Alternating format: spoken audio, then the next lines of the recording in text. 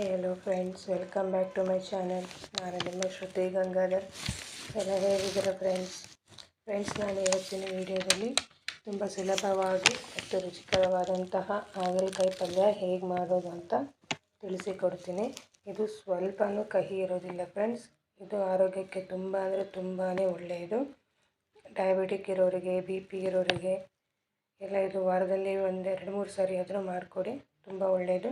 ಚಪಾತಿ ಜೊತೆ, ರೊಟ್ಟಿ ಜೊತೆ ತುಂಬ ಚೆನ್ನಾಗಿ ಇರುತ್ತೆ ಫ್ರೆಂಡ್ಸ್. ಹಾಗಾದರೆ ತಡ ಮಾಡೋದು ಹೇಗೆ ಮಾಡೋದು ಅಂತ ನೋಡೋಣ ಬನ್ನಿ. ಈಗ ಒಂದು ಪ್ಯಾನ್ ತಗೊಂಡು ಅದರಲ್ಲಿ ಚಿಕ್ಕದಾಗಿ ಕಟ್ ಮಾಡಿ ಇಟ್ಕೊಂಡಿದ್ದಂತಹ ಹಾಗಲಕಾಯಿ ಹಾಕೋತಾ ಇದ್ದೀನಿ. ಅದಕ್ಕೆ 2 ಟೇಬಲ್ ಸ್ಪೂನು ಎಣ್ಣೆ ಹಾಕ್ತಾಯಿದ್ದೀನಿ.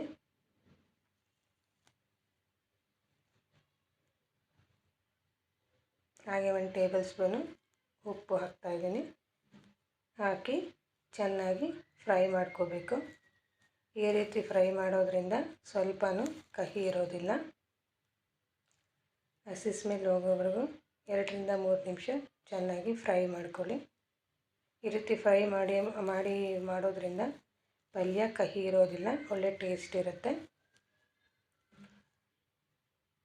ಕೆಲವರು ಹಾಗಲಕಾಯಿ ಪಲ್ಯ ತುಂಬ ಕಹಿ ಇರುತ್ತಪ್ಪ ತಿನ್ನೋಕ್ಕಾಗಲ್ಲ ಅನ್ನೋಂಥವ್ರು ಒಮ್ಮೆ ಈ ಥರ ಟ್ರೈ ಮಾಡಿ ನೋಡಿ, ಅವರು ಇಷ್ಟಪಡ್ತಾರೆ. ಚೆನ್ನಾಗಿ ಫ್ರೈ ಮಾಡ್ಕೋಬೇಕು.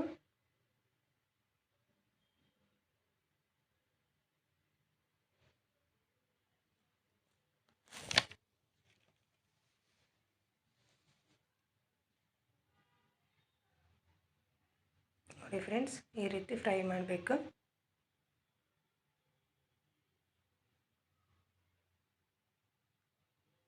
ಆಲ್ಮೋಸ್ಟ್ ಫ್ರೈ ಆಗಿದೆ. ಈಗ ಇದನ್ನು ಒಂದು ಸೈಡಿಗೆ ಎತ್ತಿಟ್ಕೊತೀನಿ. ಎತ್ತಿಟ್ಕೊಂಡು ಪಲ್ಯಕ್ಕೆ ಒಗ್ಗರಣೆ ಹಾಕ್ಕೊಳ್ಳೋಕ್ಕೆ ಇನ್ನೊಂದು ಪಾತ್ರೆ ಇಟ್ಕೊಂಡಿದ್ದೀನಿ. ಆ ಪಾತ್ರೆಗೆ 4 ಟೇಬಲ್ ಸ್ಪೂನ್ ಎಣ್ಣೆ ಹಾಕ್ತಾಯಿದ್ದೀನಿ.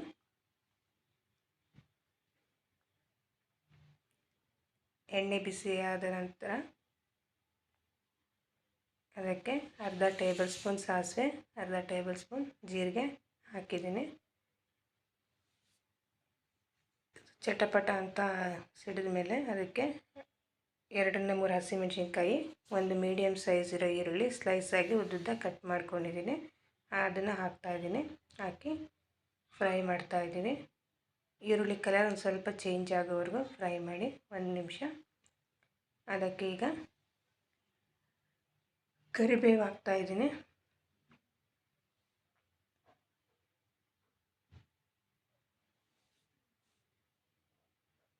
ಅದಕ್ಕೆ ಒಂದು ಮೀಡಿಯಮ್ ಸೈಜ್ ಟೊಮೊಟೊ ಹಾಕ್ತಾಯಿದ್ದೀನಿ. ಆ್ಯಪಲ್ ಟೊಮೊಟೊ ಆದರೂ ಯೂಸ್ ಮಾಡ್ಬೋದು, ಇಲ್ಲ ಹುಳಿ ಟೊಮೊಟೊ ಆದರೂ ಯೂಸ್ ಮಾಡ್ಬೋದು.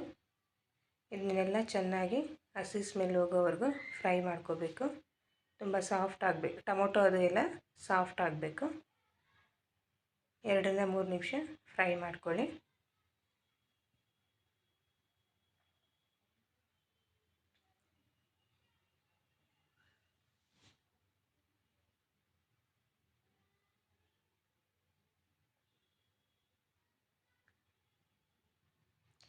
ಈಗ ಇದಕ್ಕೆ ಆಗಲೇ ಹುರಿದು ಇಟ್ಕೊಂಡಿದ್ದಂತಹ ಹಾಗಲಕಾಯಿನ ಹಾಕ್ಕೋಬೇಕು. ಹಾಕ್ಕೊಂಡು ಅದನ್ನು 3-4 ನಿಮಿಷ ಚೆನ್ನಾಗಿ ಫ್ರೈ ಮಾಡ್ಕೋಬೇಕು. ಈ ರೀತಿ ಫ್ರೈ ಮಾಡೋದ್ರಿಂದ ಕಹಿ ಅಂಶ ಎಲ್ಲ ಕಡಿಮೆ ಆಗುತ್ತೆ, ಪಲ್ಯ ಕಹಿ ಬರೋದಿಲ್ಲ. ಹಸಿ ಸ್ಮೆಲ್ ಹೋಗೋ ಚೆನ್ನಾಗಿ ಫ್ರೈ ಮಾಡ್ಕೊಳ್ಳಿ. ಇದು ಆರೋಗ್ಯಕ್ಕೆ ತುಂಬಾ ಒಳ್ಳೆಯದು ಫ್ರೆಂಡ್ಸ್. ಒಮ್ಮೆ ಈ ರೀತಿ ಟ್ರೈ ಮಾಡಿ ನೋಡಿ. ಪಲ್ಯ ಕಹಿ ಇರೋದಿಲ್ಲ, ತುಂಬಾ ಟೇಸ್ಟಿಯಾಗಿರುತ್ತೆ. ಚಪಾತಿ ರೊಟ್ಟಿ ಜೊತೆ ಎಲ್ಲ ತಿನ್ಬೋದು. ಮೇಯ್ನ್ ಈ ಪಲ್ಯದಲ್ಲಿ ಇರೋದೇನೆಂದರೆ ಫ್ರೈ ಮಾಡೋದ್ರಲ್ಲಿ ಹಸಿಯಾಗಿ ಆಗಿಬಿಟ್ರೆ ಪಲ್ಯ ಅಷ್ಟು ಟೇಸ್ಟ್ ಇರೋದಿಲ್ಲ, ತುಂಬ ಕಹಿ ಇರುತ್ತೆ. ಹಾಗಾಗಿ ಚೆನ್ನಾಗಿ ಫ್ರೈ ಮಾಡ್ಕೋಬೇಕು. ಬರೀ ಆಯಿಲ್ ಮಾತ್ರ ಯೂಸ್ ಮಾಡಿದ್ದೀವಿ, ಯಾವುದೇ ನೀರು ಅದು ಏನೂ ಹಾಕಿಲ್ಲ. ಈ ಪಲ್ಯಕ್ಕೆ ನೀರು ಅದೇ ಏನೂ ಹಾಕೋದಿಲ್ಲ, ಬರೀ ಹಾಗೆ ಫ್ರೈ ಮಾಡಿಬಿಟ್ಟು ಮಾಡೋದು ಪಲ್ಯನ.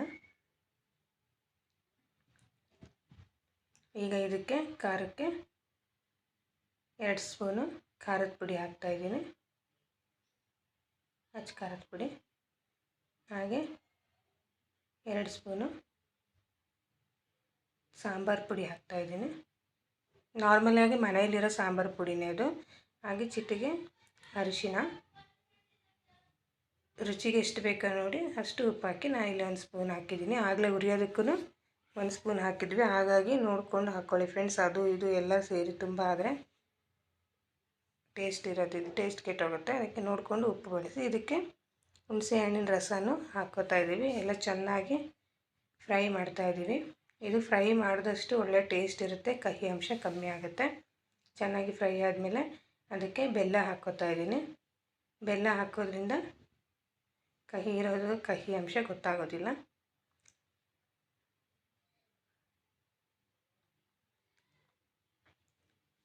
ಚೆನ್ನಾಗಿ ಮಿಕ್ಸ್ ಮಾಡಿ 2 ನಿಮಿಷ ಫ್ರೈ ಮಾಡಿ ಆಮೇಲೆ ಅದನ್ನು ಹಾಗೆ ಬಿಟ್ಟು ಲಿಡ್ ಕ್ಲೋಸ್ ಮಾಡಬೇಕು. ಲಿಡ್ ಕ್ಲೋಸ್ ಮಾಡಿ ಒಂದು 2-3 ಮಿನಿಟ್ಸ್ ಓಪನ್ ಮಾಡಬಾರ್ದು. ಈಗ ಓಪನ್ ಮಾಡಿದ ಮೇಲೆ ನೋಡಿ ಫ್ರೆಂಡ್ಸ್, ಅದು ಆಯಿಲೆಲ್ಲ ಬಿಟ್ಕೊಂಡಿದೆ. ಇದಕ್ಕೆ ನಾವು ನೀರಾಗಲಿ ಏನೂ ಹಾಕಿಲ್ಲ, ಹುಣಸೆ ಹಣ್ಣಿನ ರಸ ಹಾಕಿದ್ದು. ಆ ಲಿಡ್ ಕ್ಲೋಸ್ ಮಾಡಿದಾಗ ಅದರಲ್ಲೂ ಒಂದು ಸ್ವಲ್ಪ ನೀರಿನ ಅಂಶ ಬರೋದ್ರಿಂದ ಈ ರೀತಿ ಚೆನ್ನಾಗಿ ಫ್ರೈ ಆಗುತ್ತೆ ಅದರಲ್ಲೇ. ಈಗ ಇದಕ್ಕೆ ಹಸಿ ತೆಂಗಿನಕಾಯಿ ತುರಿ, ಸಣ್ಣದಾಗಿ ಕಟ್ ಮಾಡಿ ಇಟ್ಕೊಂಡಿರೋ ಕೊತ್ತಂಬರಿ ಸೊಪ್ಪು ಹಾಕಿ ಚೆನ್ನಾಗಿ ಮಿಕ್ಸ್ ಮಾಡ್ತಾಯಿದ್ದೀವಿ.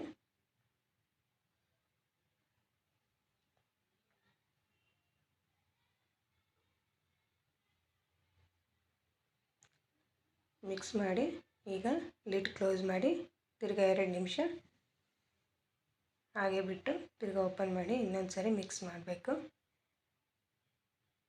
ನಾವು ಹಾಕಿರೋ ಪದಾರ್ಥಗಳು ಮಸಾಲೆ ಅದು ಎಲ್ಲ ಹಾಕಿರೋದೆಲ್ಲ ಚೆನ್ನಾಗಿ ಮಿಕ್ಸ್ ಆಗಿ ಅದರಲ್ಲೇ ಫ್ರೈ ಆಗಬೇಕು. ನೀರು ಅದು ಏನು ಬಳಸೋ ಆಗಿಲ್ಲ. ಅದು ಹುಣಸೆ ಹಣ್ಣಿನ ರಸ ಅದು ಎಲ್ಲ ಹಾಕಿದ್ವಲ್ಲ ಅದೇ ನೀರೇ ಸಾಕಾಗುತ್ತೆ. ಈಗ ಸ್ಟವ್ ಆಫ್ ಮಾಡಿದ್ದೀವಿ. ಈಗ ಮಾಡಿರೋ ಅಂಥದ್ದನ್ನ ಒಂದು ಬೌಲಿಗೆ ಹಾಕ್ಕೊಳ್ಳೋಣ. ಸರ್ವ್ ಮಾಡ್ತಾಯಿದ್ದೀವಿ. ನೋಡಿ ಫ್ರೆಂಡ್ಸ್, ಎಷ್ಟು ಚೆಂದಾಗಿದೆ.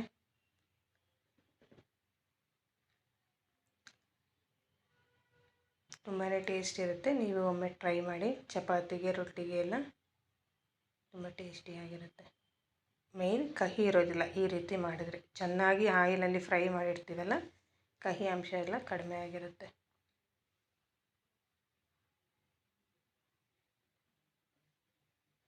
ಈ ರೆಸಿಪಿ ನಿಮಗೆ ಇವತ್ತು ಇಷ್ಟ ಆಯಿತು ಅಂತ ತಿಳ್ಕೊತೀನಿ ಫ್ರೆಂಡ್ಸ್. ಯಾರೆಲ್ಲ ನನ್ನ ಚಾನಲ್ನ ಹೊಸದಾಗಿ ನೋಡ್ತಿದ್ದೀರಾ, ಯಾರೆಲ್ಲ ಸಬ್ಸ್ಕ್ರೈಬ್ ಮಾಡಿಲ್ಲ ಸಬ್ಸ್ಕ್ರೈಬ್ ಮಾಡಿ ಅಂತ ಹೇಳ್ತಾ, ಲೈಕ್ ಮಾಡಿ, ಶೇರ್ ಮಾಡಿ, ಕಮೆಂಟ್ ಮಾಡಿ, ಹೀಗೆ support ಮಾಡ್ತಾಯಿರಿ.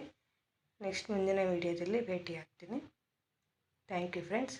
Thank you for watching.